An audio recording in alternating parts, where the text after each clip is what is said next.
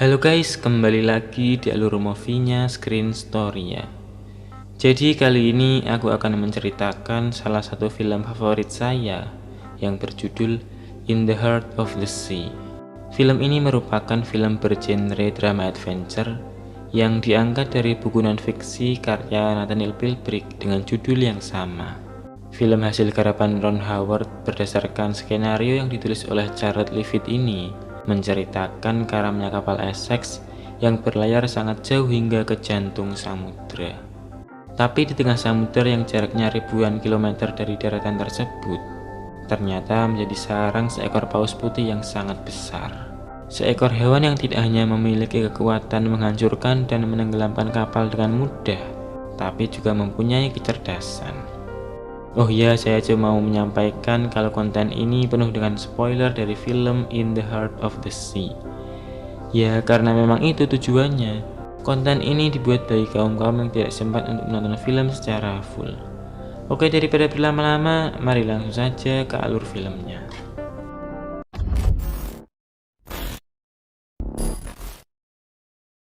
Pada tahun 1850 di Pulau Nantucket, Massachusetts, Amerika Serikat, ada seorang novelis bernama Herman Melville sedang mencari inspirasi untuk menulis novelnya yang bercerita tentang seekor paus raksasa berjudul Moby Dick.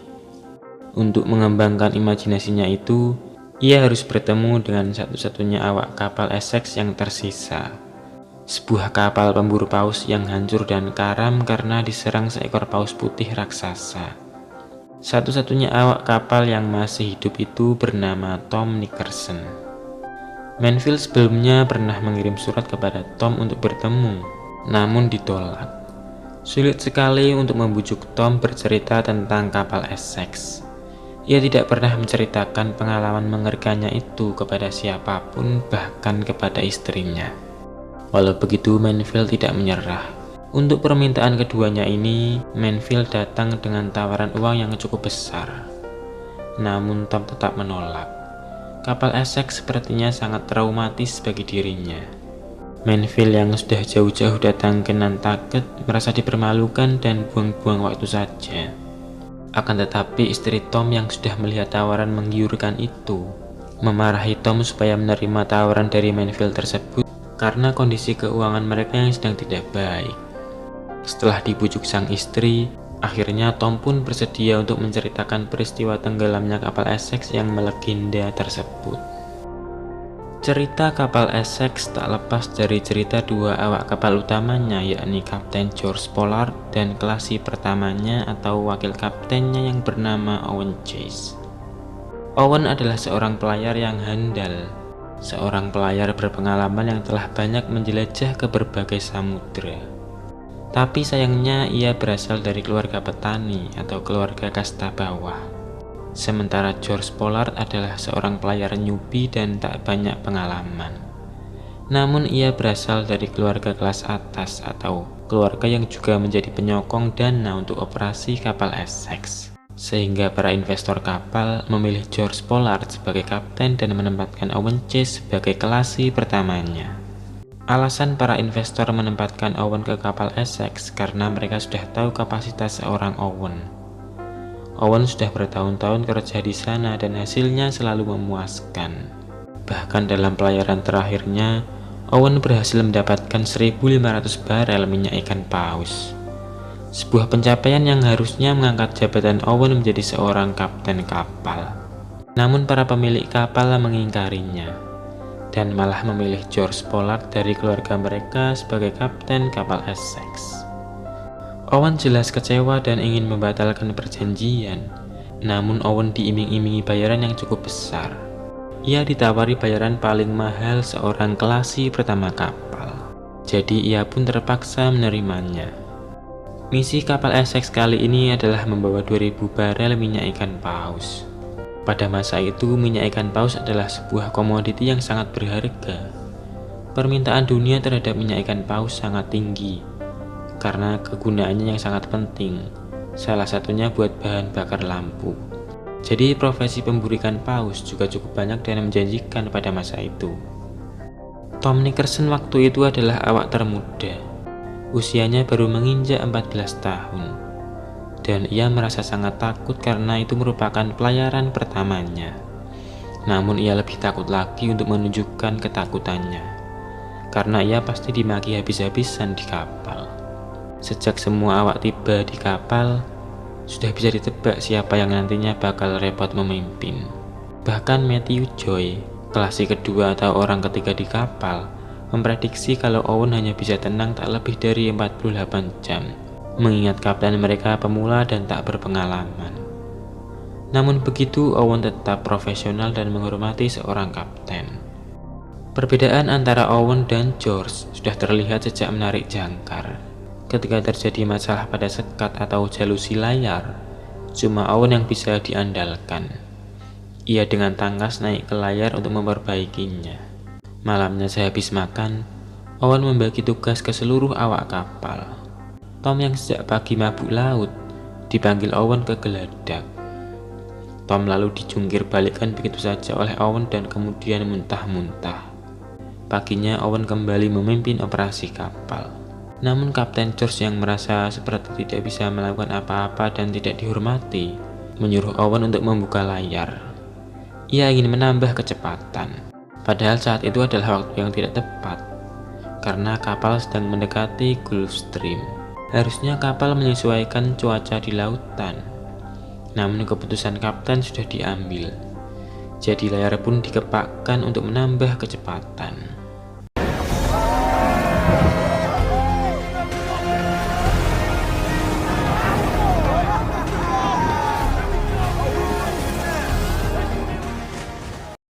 Belum lama kapal melaju kencang, badai datang.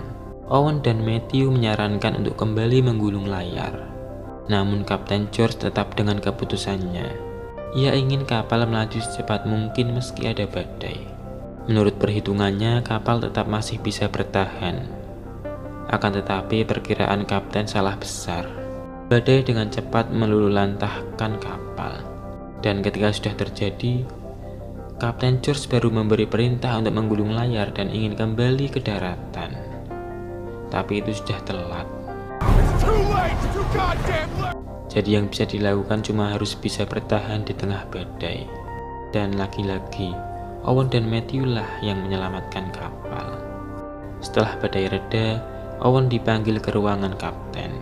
Ia disuruh untuk mengumpulkan semua awak kapal dan menyuruh kembali ke pelabuhan.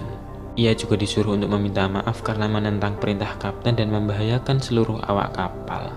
Padahal perintah membuka layar adalah perintahnya, tapi ia tidak ingin disalahkan dan malah mengambing hitamkan wakil kaptennya. Owen jelas membantah. Menurutnya keputusan membuka layar di tengah badai adalah ilmu pelayaran yang buruk karena hanya mengandalkan keberuntungan. Itu hanya dilakukan oleh kapten-kapten tak berpengalaman.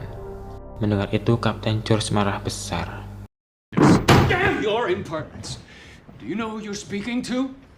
My name is Captain George Pollard. Pollard! Ia kembali mengungkit nama yang disandangnya, lalu menyuruh Owen keluar. Namun mau itu kaptennya dari keluarga bangsawan ataupun petani, jika pulang dengan tangan kosong tanpa satupun barel minyak ikan paus adalah sebuah kesalahan. Jadi Owen menyarankan hal terbaik yang bisa mereka berdua lakukan adalah kerjasama tim. Jadi kapal Essex pun tidak jadi kembali ke pelabuhan. Mereka terus berlayar. Dan tak lama kemudian hal yang diharapkan pun muncul. Di Samudra Atlantik Selatan, setelah 3 bulan di lautan, mereka menemukan sekawanan paus. Perburuan pun dimulai. Buruan pertama yang mereka incar cukup besar. Perkiraan Owen bisa mengisi hingga 50 barel. Namun paus tersebut memberikan perlawanan yang sengit. Ia menyelam sangat dalam hingga butuh 2 tali, yang panjangnya sekitar 300 meteran. Tapi paus adalah seekor mamalia. Ia tetap harus ke permukaan untuk bernapas. Jadi buruan pertama pun berhasil diamankan. Dari paus tersebut berhasil mengisi minyak hingga 47 barel. Namun kebahagiaan itu tak berlangsung lama. Dari Samudra Atlantik hingga ke Samudra Pasifik, kemunculan paus sangat langka. Sudah hampir 1 tahun mereka berlayar di lautan. Watak kapten dan klasi pertama menjadi lebih keras. Di sana mereka bertemu dengan kapten kapal Santa Maria yang juga merupakan kapal pemburu paus yang bernama Clemente Pelais.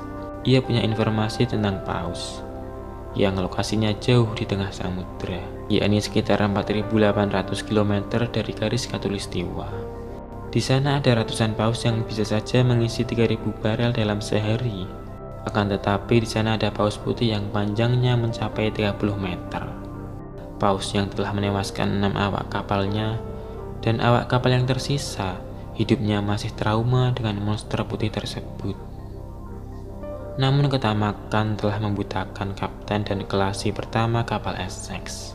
Dengan tanpa rencana yang matang, mereka berdua nekat menjelajah ke tengah samudra, ke sebuah tempat yang sangat jauh dari daratan, sebuah tempat para paus bersembunyi.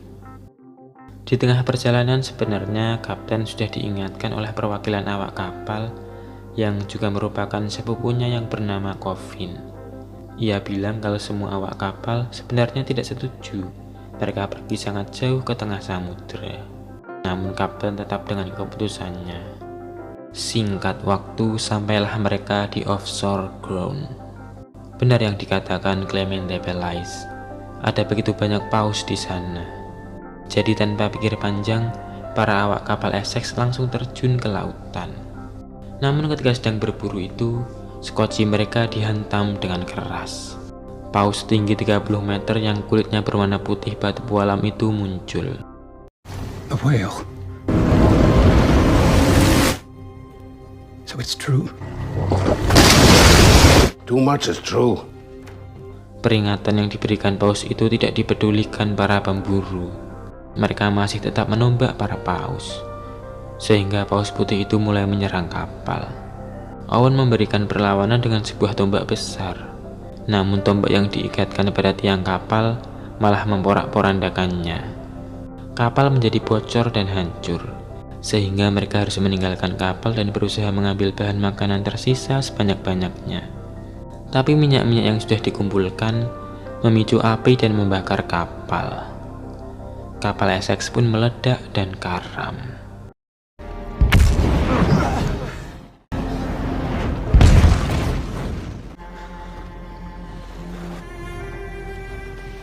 Sekarang mereka terombang-ambing sejauh 5.000 km dari barat laut Amerika Selatan.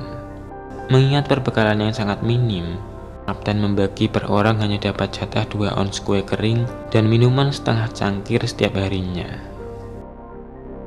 12 hari sudah mereka mengapung ke selatan mengikuti arah angin, berharap menuju Pulau Easter dengan panduan matahari dan kompas. Namun ternyata mereka tak mendekat 1 km pun ke Pulau Easter, sehingga semangat hidup mereka mulai runtuh. Ditambah pada malam hari ada badai datang.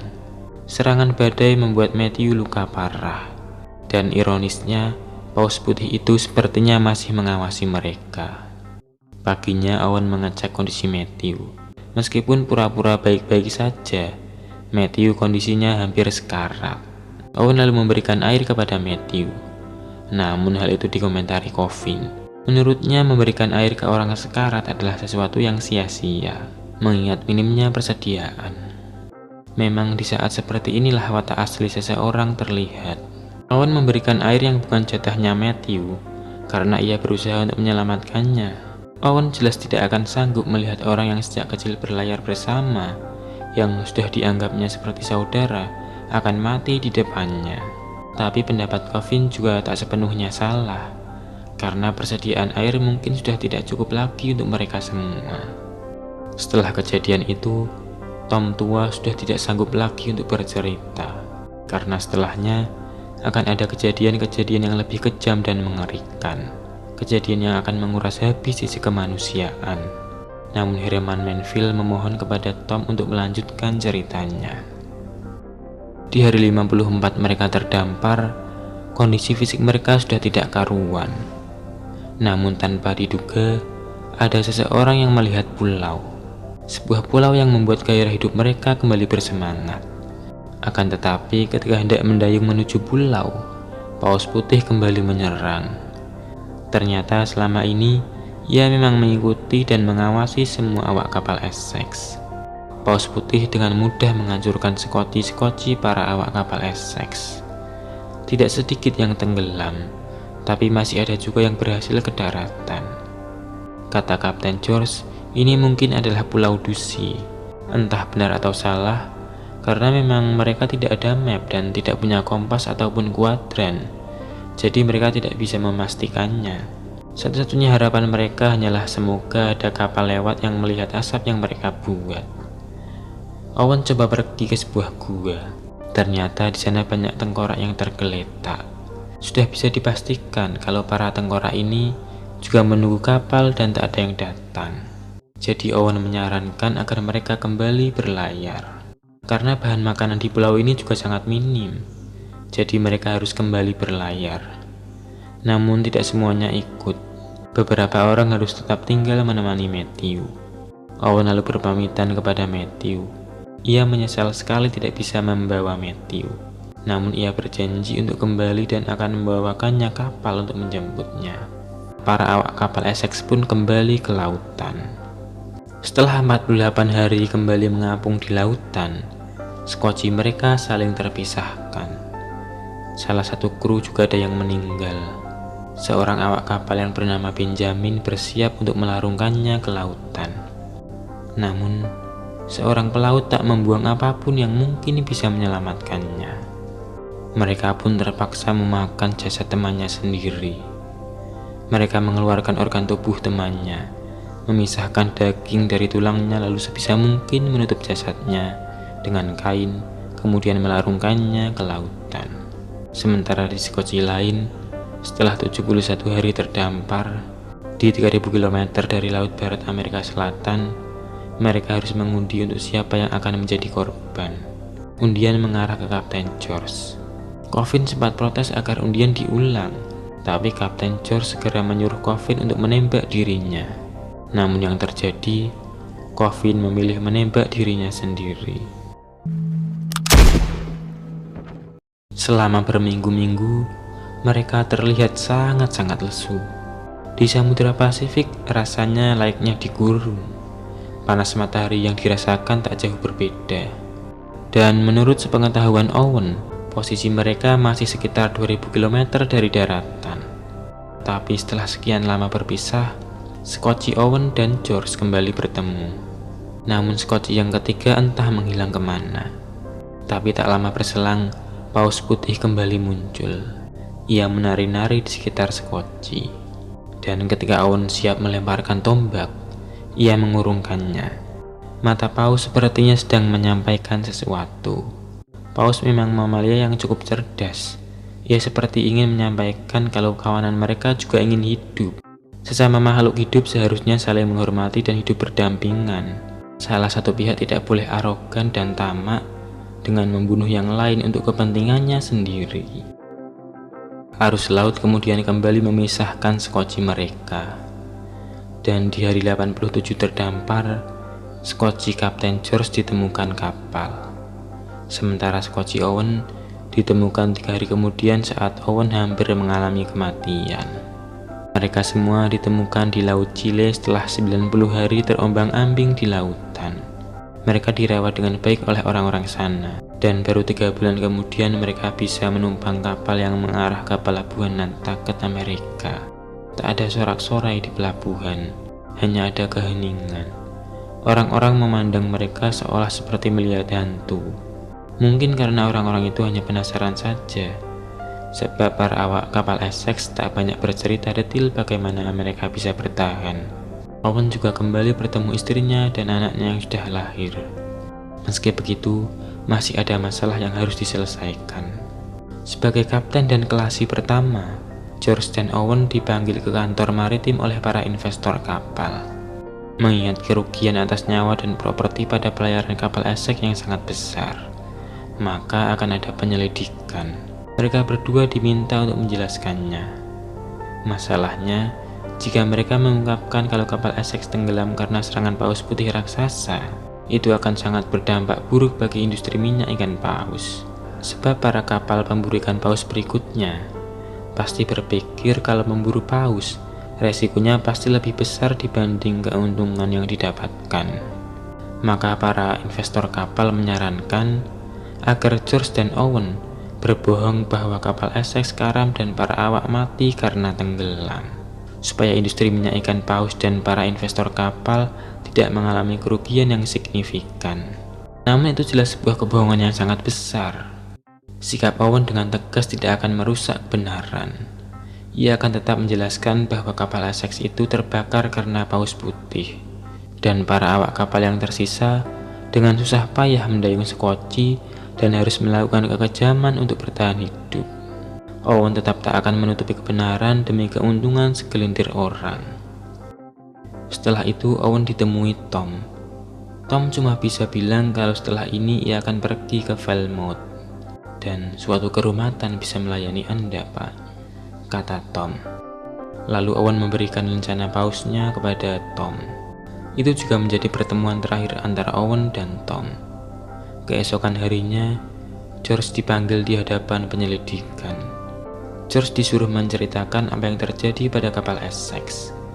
Lalu yang ia katakan sangat singkat dan padat. Ia bilang bahwa kapal Essex terbakar karena paus putih sejauh 2000 mil di sebelah barat Ekuador.